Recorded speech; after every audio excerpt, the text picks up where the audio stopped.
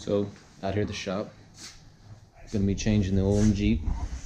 Got all my stuff here. Got my coffee.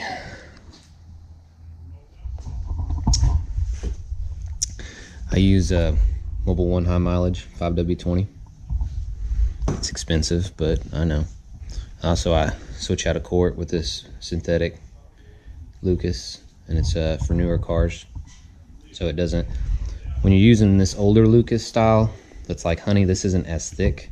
When you use that older Lucas, like these Jeeps have like viscosity sensors in it, and the first time I put oil in it, I did that, and it threw some engine lights because it was freaking out because the oil was too thick, wasn't the right viscosity. And this here is formulated for newer cars, works pretty good. Using the wicks. I've watched lots of videos, and this is by far by watching YouTube videos, but who knows, maybe they're lying. Another thing, I got a radiator leak that I gotta find. Itty bitty. I wish it just blow its guts out so I could find out where the spot is, but it's just a freaking drip. But also, I'm gonna show you a few things on the so I lifted it. I want to say it's got like 1.5 inches in the back, and I want to say it's got almost 2.5, maybe I think it's 2 3/4 in the front to fit these 31s, which are really like a 30.8 inch tire, and it doesn't rub anywhere. But when I lifted it, I don't know, it had probably 115 to 120,000 miles on the vehicle. I put new uppers, new lowers with A-arms and ball joints. I put new inner and outer tie rods. But right after I lifted it, the CV axles did not like the new angle they were at, and they just blew their guts out. So I had to get new CV axle on one side, and now my other one's starting to go, so it's about time for a new one on that side as well. So lifting them, I don't know, it makes like right before I lifted it, you know, it was making some creaky noises because of the front differential bushings, which I changed.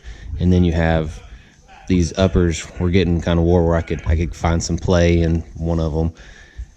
So there'd be some creaking and popping. Now I've got creaking and popping still, but it's different. It's a it's from, I'm gonna have to go grab me a light.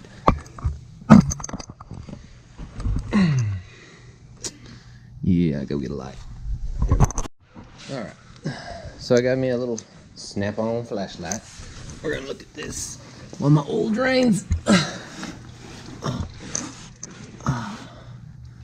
Okay, lift this up a little bit. All right. So, lower A-arm. Here is your CV axle. If you can see, before I lifted it,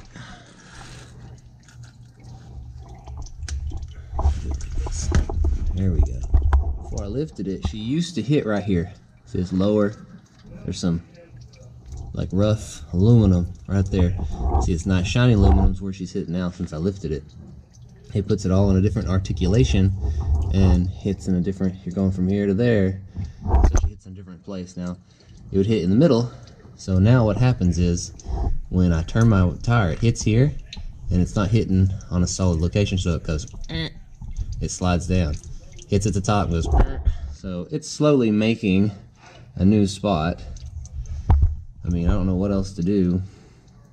If you whack this off, you're going to get more, or cut some of this, you're going to get more turning, but I don't know. Maybe flatten this, just face this off to where it hits a flat spot. I don't know. I mean, your guess is as good as mine, but that's where I get my creaking. It's actually this metal, this steel, hitting this aluminum, putting pressure, and it goes, it makes this weird little full turn. So that's what happens when you lift it. And it's not like I use spacers. I mean, I've got new uppers and lowers, got HD springs, Old Man Emu springs, front and back. And then I've got Ballstein 5100 adjustables in the front, Ballstein, they're 5100, but they're non-adjustables in the back. There you go.